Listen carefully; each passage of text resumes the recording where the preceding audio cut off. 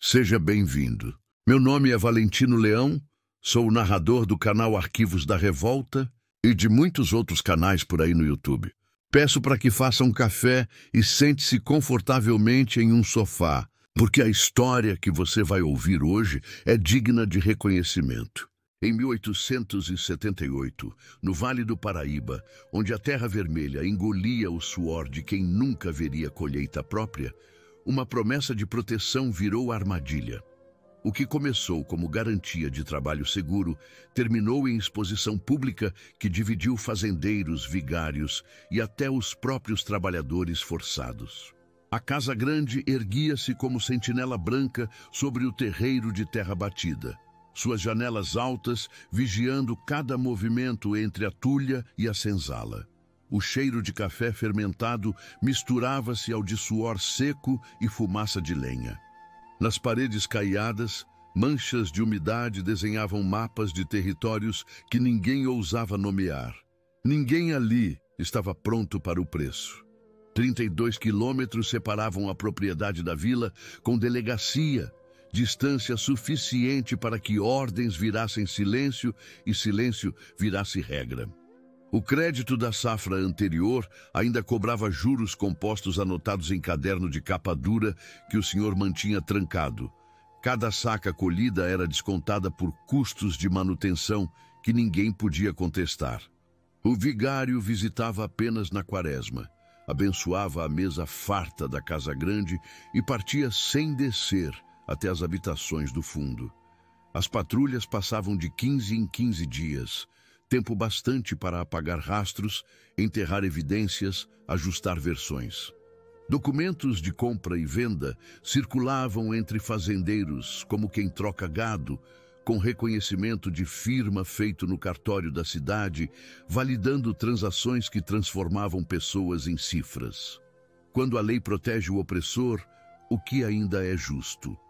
Vera dos Santos tinha 24 anos, cicatriz fina no pulso esquerdo, marcada por corda de amarrar fardo, e o hábito de alisar, 3 vezes seguidas, a borda do avental toda vez que alguém gritava seu nome.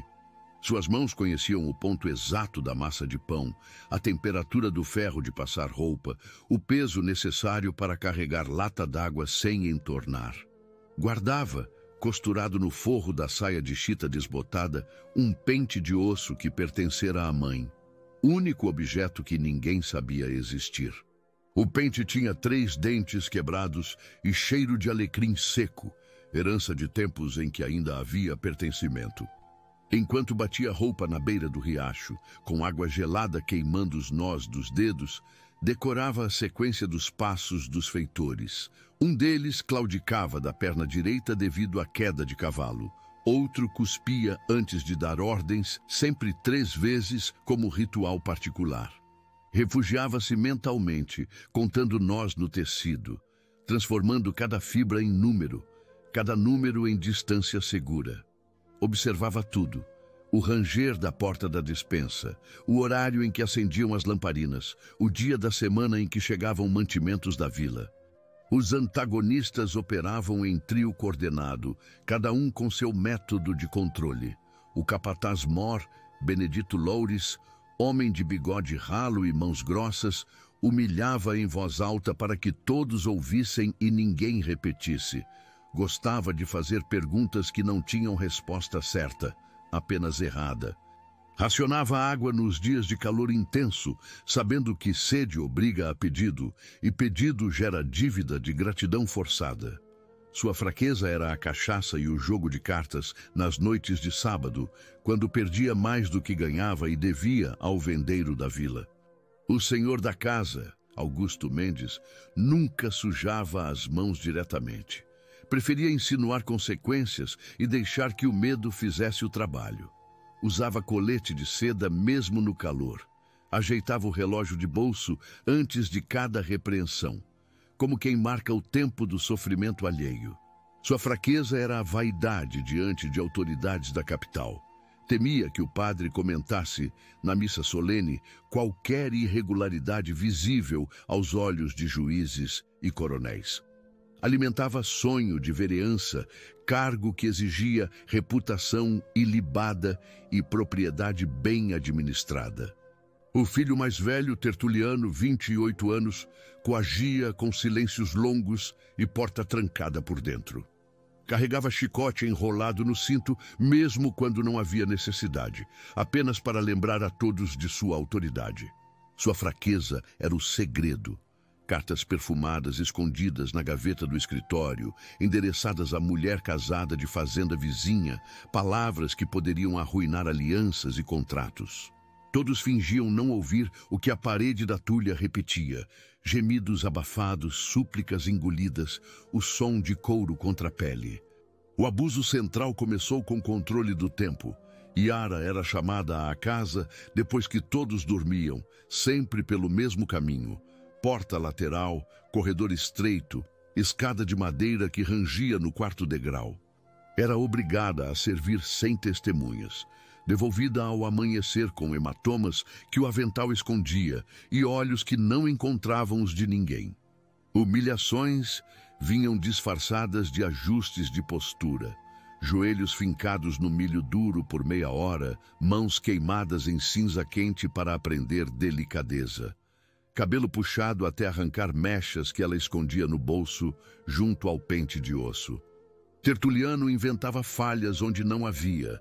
Prato mal lavado, vassoura mal guardada, olhar mal direcionado. Cada erro fabricado virava justificativa.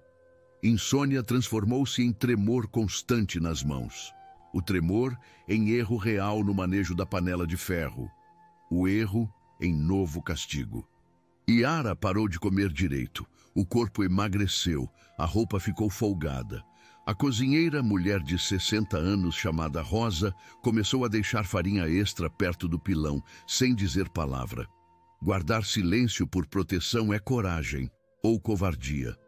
O despertar veio quando Tertuliano prometeu, diante do vigário em visita pastoral, que nenhuma criada seria tocada durante a inspeção do funcionário provincial, marcada para o fim do mês. Promessa feita com mão no missal, voz solene, performance impecável. E na noite seguinte, quebrou tudo trancando Yara na despensa sem água nem luz, por insubordinação, que nunca aconteceu. Ela passou 8 horas no escuro, ouvindo ratos, sentindo o cheiro azedo de cebolas apodrecendo. Quando a soltaram, ao amanhecer, Tertuliano estava sorrindo. Foi então que Yara percebeu. Palavras bonitas serviam apenas para a plateia externa. Crueldade era exercida longe dos olhos que importavam. A promessa quebrada não foi falha, foi revelação. A casa tinha 3 entradas, a principal sempre vigiada, a lateral da cozinha, por onde circulavam mantimentos e pessoas do serviço, e uma terceira, estreita, que dava para o quintal dos fundos, usada apenas quando chegavam visitas inesperadas ou carregamentos que o senhor não queria registrar. O quarto do senhor Augusto ficava vazio das 11 ao meio-dia, quando ele supervisionava pessoalmente a pesagem do café na tulha, desconfiado de que alguém pudesse roubar sacos inteiros. Tertuliano acordava tarde, raramente antes das 9, e passava a tarde no escritório ou cavalgando até a fazenda vizinha. O capataz Benedito bebia cachaça todas as terças e quintas, depois do jantar, e dormia pesado na casa ao lado do moinho, roncando tão alto que se ouvia até a senzala. Irá anotava mentalmente. Terça à noite, cheiro de pinga azeda, vazando pela janela mal fechada. Quinta de madrugada, ronco interrompido apenas pelo canto do galo. Benedito devia 140 mil réis ao armazém da vila. Rosa ouvira a cobrança durante a entrega de mantimentos. O dono da venda ameaçando cortar crédito se não recebesse pelo menos metade até São João. Augusto temia escândalo antes da eleição para vereador, marcada para outubro. Precisava da bênção do vigário, do apoio de outros fazendeiros, da imagem de homem de bem que sustentava em cada missa, em cada encontro na praça. Qualquer rumor de irregularidade, tratamento inadequado de trabalhadores, visita mal recebida do inspetor provincial, poderia arruinar aspirações políticas. Tertuliano escondia cartas diamante casada na gaveta trancada do escritório.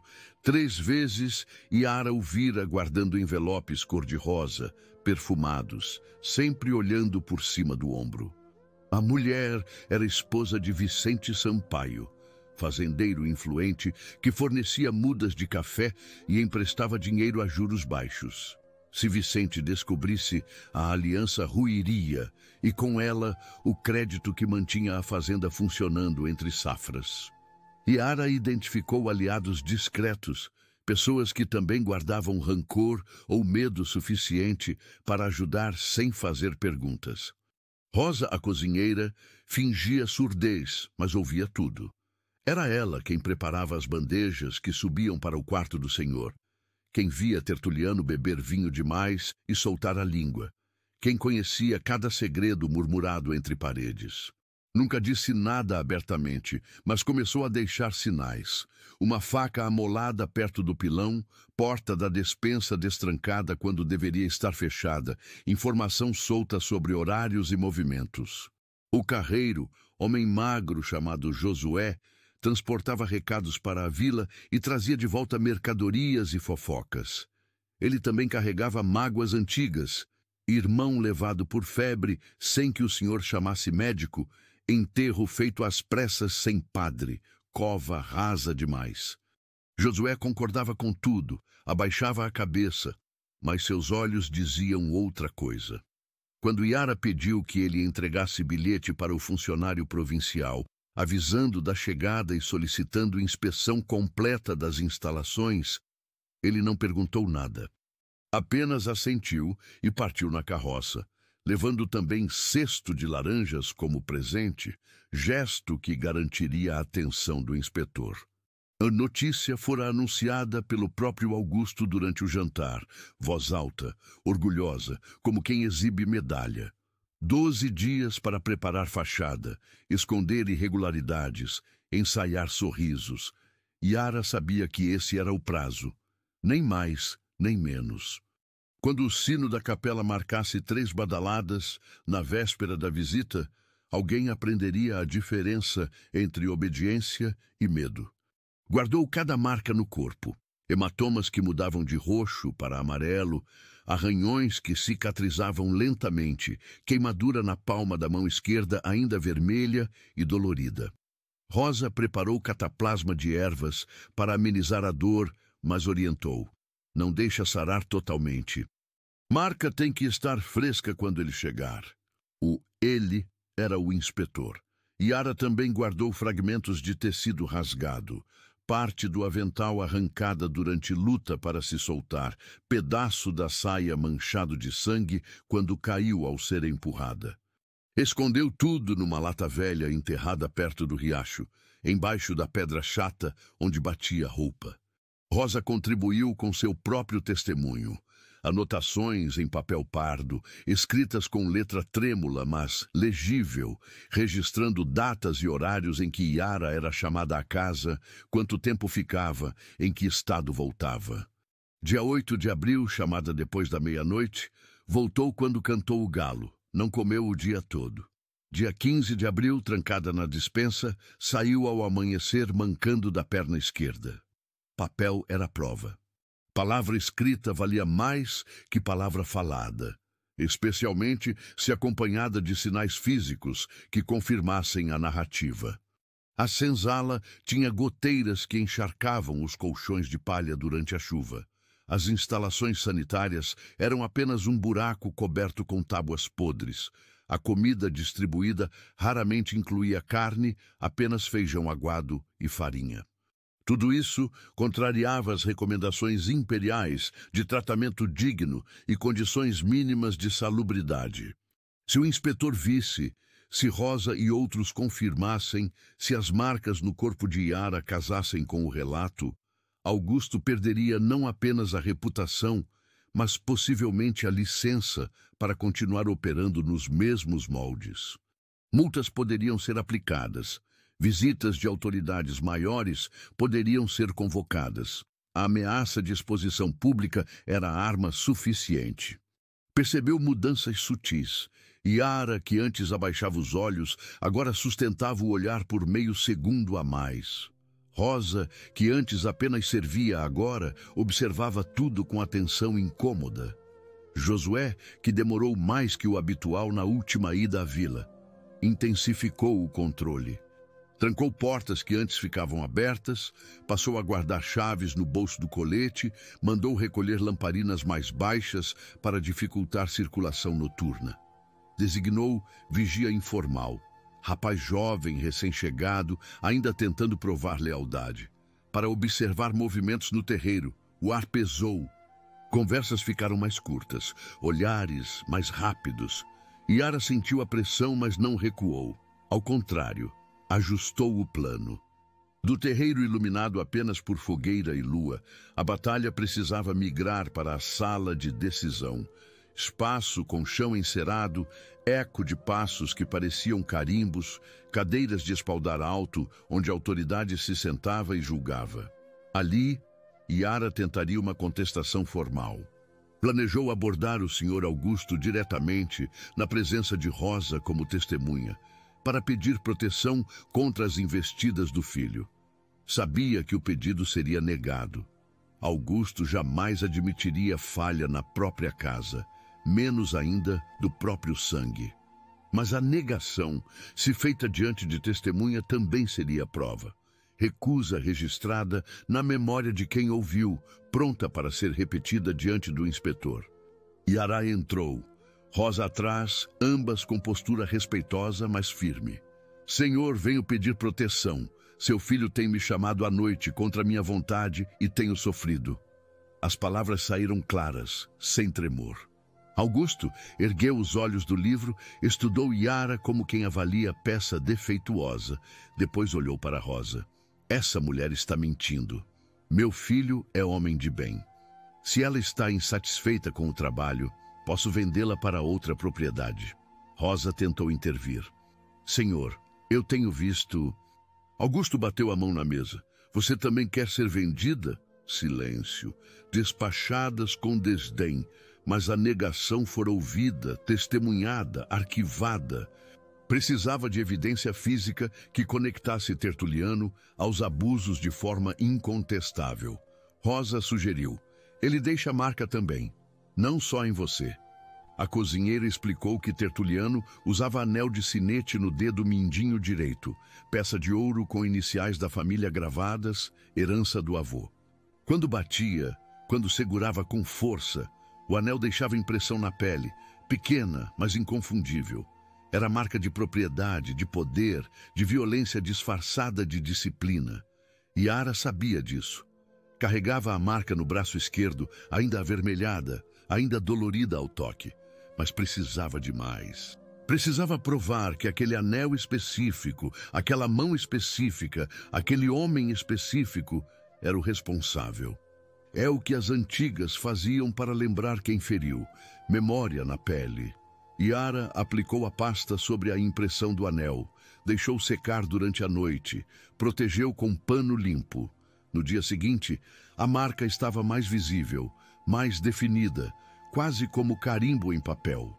As iniciais ATM, de Augusto Tertuliano Mendes, podiam ser lidas por quem soubesse procurar.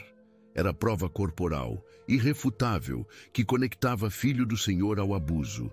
Nenhuma palavra poderia apagar aquilo. Benedito, o capataz, também abusava, embora de forma diferente, mais rápida, mais brutal, mais oportunista. Ele não deixava marcas tão claras, mas deixava rastros de outro tipo.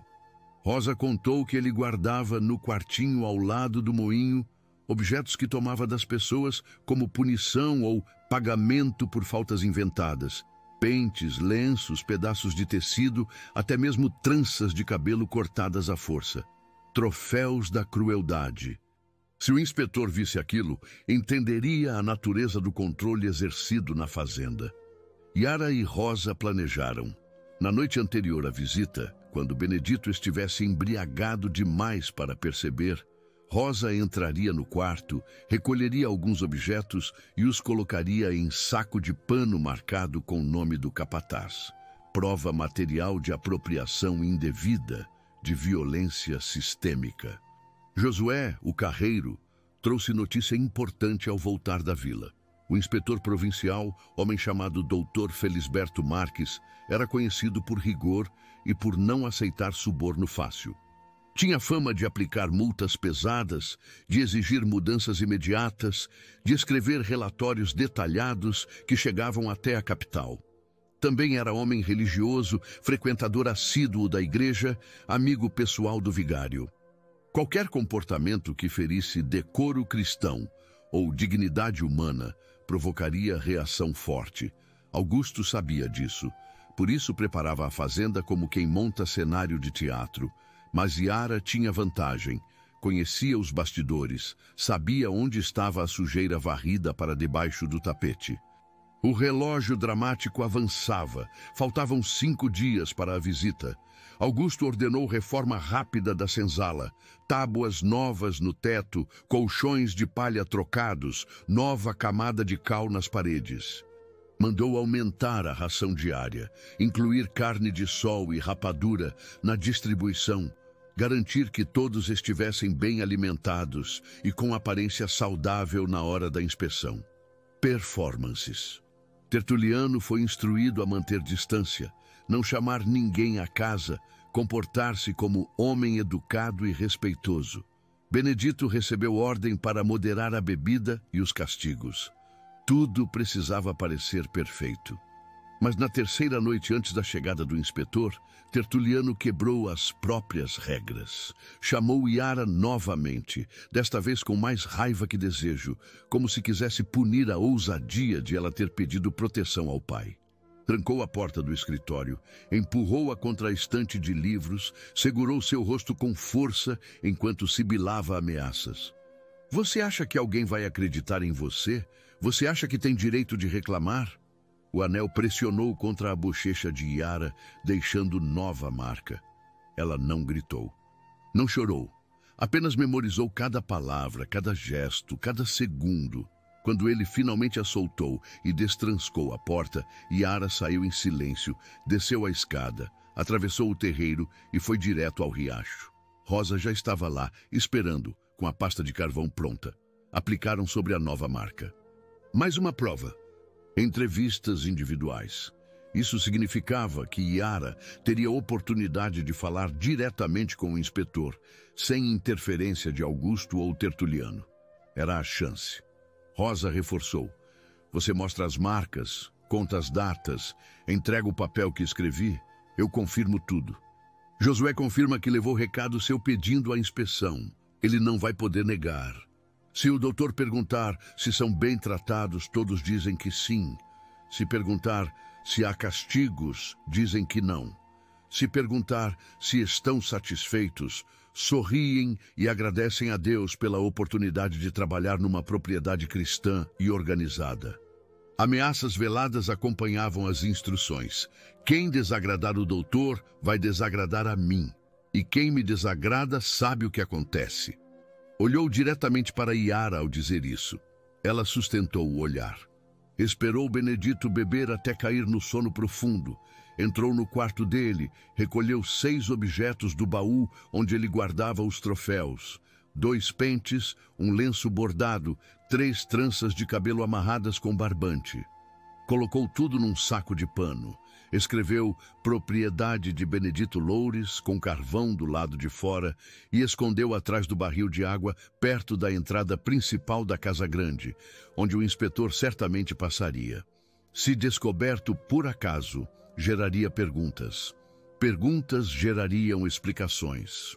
Explicações revelariam verdade. Poderia ser vendida para fazenda distante, separada de todos que conhecia, ou pior, poderia simplesmente desaparecer, vítima de acidente que ninguém investigaria. Mas se conseguisse, se o inspetor visse as marcas, ouvisse os relatos, examinasse as provas, talvez algo mudasse. Talvez não apenas para ela, mas para todos ali. Augusto vestiu seu melhor terno, ajeitou o relógio de bolso, ordenou que a casa fosse varrida mais uma vez. Tertuliano penteou o cabelo com brilhantina. escondeu as cartas perfumadas em lugar mais seguro, ensaiou sorriso cordial diante do espelho. Benedito tentou disfarçar o bafo de cachaça, mascando folhas de hortelã, todos prontos para a performance. Carregava pasta de couro e caderneta onde tomava notas. Augusto recebeu-o com reverências excessivas, ofereceu café e quitutes, conduziu-o para tour pela fazenda. Tudo parecia impecável. Senzala reformada, trabalhadores bem vestidos, ferramentas organizadas, tulha limpa. O doutor observava tudo em silêncio, anotando detalhes. Quando passaram pela entrada principal, Rosa deixou cair acidentalmente o balde de água, que rolou e esbarrou no saco de pano escondido atrás do barril. O saco caiu, abriu-se parcialmente, deixando à mostra um dos pentes e uma das tranças. O doutor parou. "O que é isso?" Augusto improvisou. "Objetos esquecidos, doutor, nada importante." Mas Felisberto abaixou-se, pegou o saco, leu a inscrição. "Propriedade de Benedito Loures." "Quem é Benedito Loures?" "Meu capataz, doutor." "E por que ele guarda pentes e cabelos de outras pessoas?" Silêncio. Augusto não tinha resposta pronta. Rosa apontou. "Aquele pente ali era de Josefa, que foi vendida mês passado. Aquela trança era de Amélia, que adoeceu e faleceu em janeiro." O doutor fechou a expressão. "Esses objetos foram tomados à força?" Rosa hesitou, mas Yara deu passo à frente. "Sim, doutor, foram. Marcas feitas por Tertuliano Mendes, filho do senhor, com o anel que ele usa. E tem o papel escrito por Rosa, cozinheira da casa, registrando todas as vezes que fui chamada à noite, contra minha vontade, e o estado em que voltei." Tirou o papel dobrado do bolso, entregou ao doutor. Ele leu linha por linha, conferindo datas e horários. "Essas marcas, você pode mostrá-las?" Yara ergueu a manga esquerda, revelou o braço com impressão do anel ainda visível, iniciais legíveis. Depois apontou para a bochecha, onde a marca mais recente ainda estava avermelhada. Felisberto examinou as marcas com atenção clínica, aproximando os óculos, comparando o contorno das iniciais gravadas na pele com o anel que Tertuliano usava no dedo. Pediu que o rapaz se aproximasse, estendesse a mão. Tertuliano obedeceu, tentando manter compostura, mas o tremor nos dedos o traiu. O doutor segurou a mão dele, observou o anel, virou-o contra a luz. ATM Augusto Tertuliano Mendes, as mesmas iniciais marcadas no braço dessa mulher. Virou-se para Augusto. "O senhor tem explicação para isso?" O fazendeiro tentou. "Acidentes acontecem, doutor. Trabalho braçal, ferramentas, colisões." Felisberto interrompeu, voz cortante. "Isso não é acidente. Isso é marca de agressão intencional. E, de acordo com o Decreto Imperial de 1876, qualquer tratamento que configure tortura, abuso físico ou violação da dignidade é passível de multa, cassação de licença de operação e, em casos graves, processo criminal." Augusto empalideceu. Tertuliano deu passo atrás. Benedito tentou se afastar discretamente, mas o doutor apontou para ele. "Você também fica. Quero ouvir explicação sobre esses troféus." O capataz engoliu seco. Rosa e Josué posicionaram-se ao lado de Yara, formando linha de testemunhas. Outros trabalhadores começaram a se aproximar, curiosos, sentindo mudança no ar, como animais que pressentem tempestade. Montou improvisado escritório na capela, espaço neutro, onde ninguém ousaria mentir, sob o olhar do crucifixo. Uma por uma, as pessoas entraram, falaram, confirmaram. Falaram de rações reduzidas, de castigos por faltas inventadas, de promessas quebradas, de filhos separados das mães e vendidos sem aviso. Falaram de Benedito e seus troféus, de Tertuliano e suas visitas noturnas, de Augusto e sua indiferença calculada. Cada relato acrescentava camada de evidência, construindo parede intransponível de verdade. Leu, em voz alta, lista de infrações identificadas. Tratamento cruel e degradante, conforme artigo 3º do decreto. Apropriação indevida de bens pessoais, conforme artigo 7º. Agressão física com marca permanente, conforme artigo 11º. Coerção e abuso de autoridade, conforme. Artigo 14º. Fez pausa.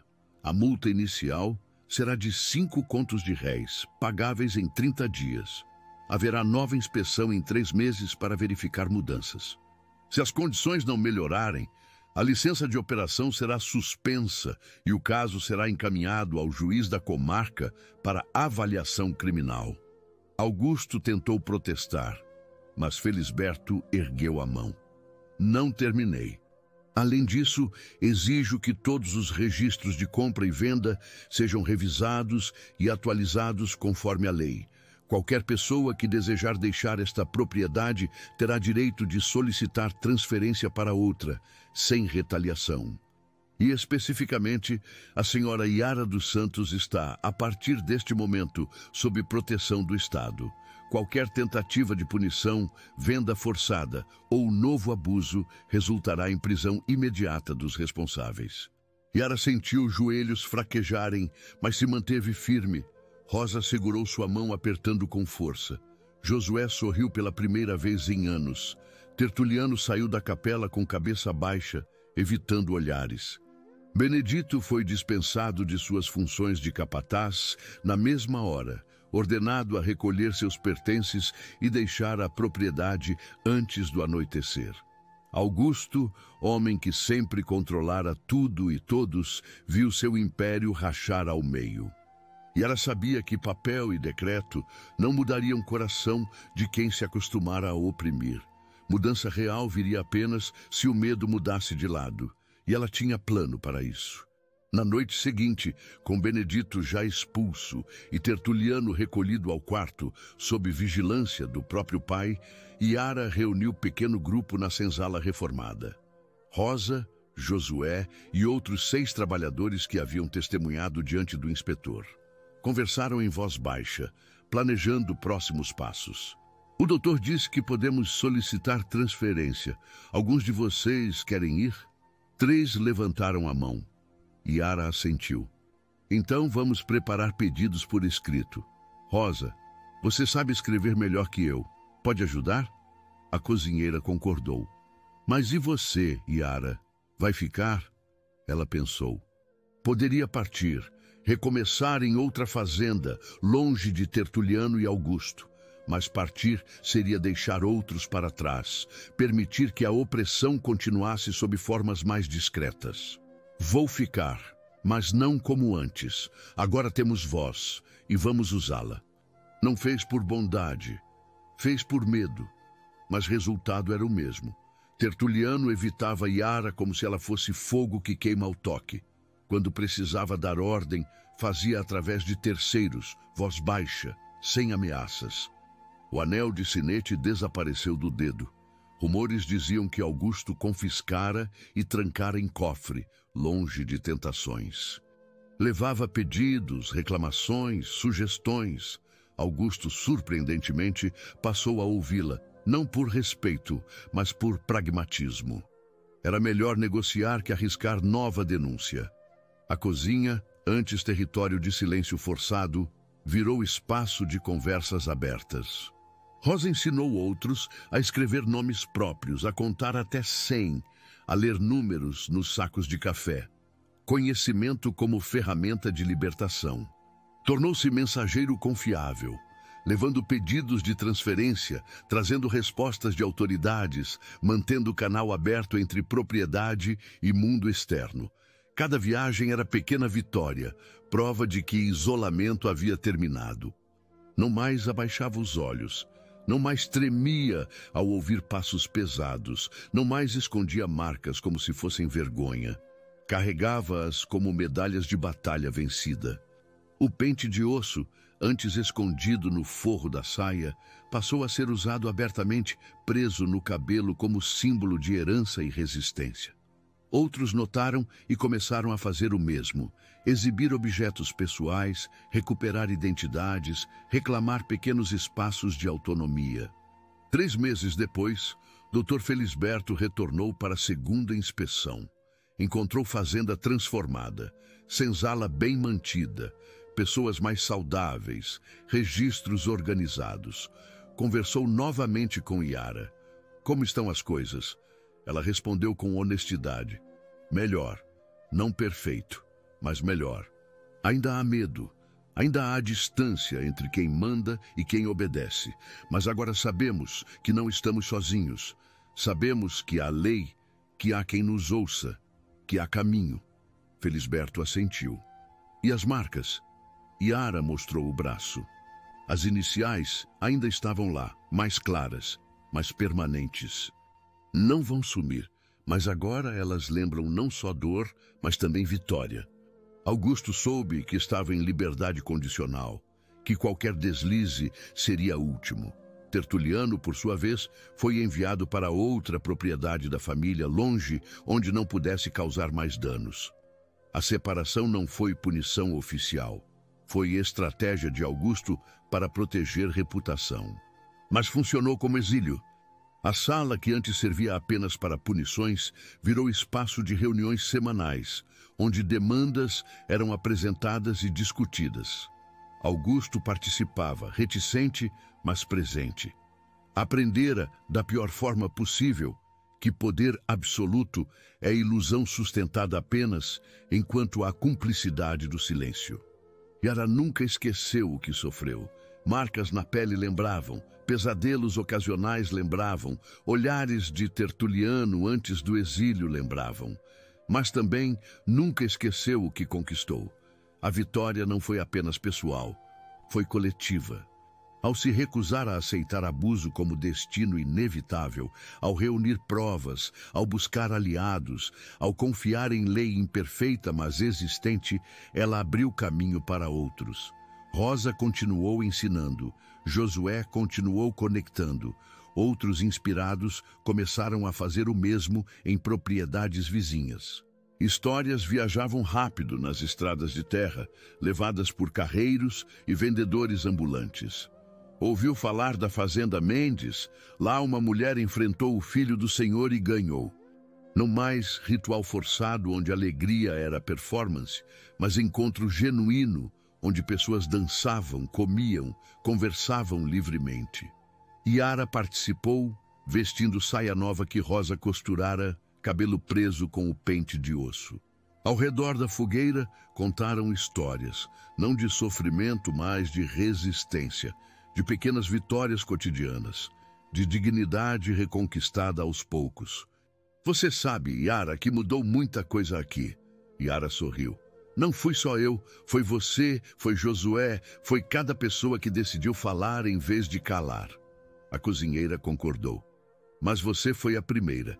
E primeira sempre paga preço mais alto. Ficaram em silêncio por momento, ouvindo músicas e risos. Então Rosa acrescentou. As marcas no seu braço, você ainda sente dor?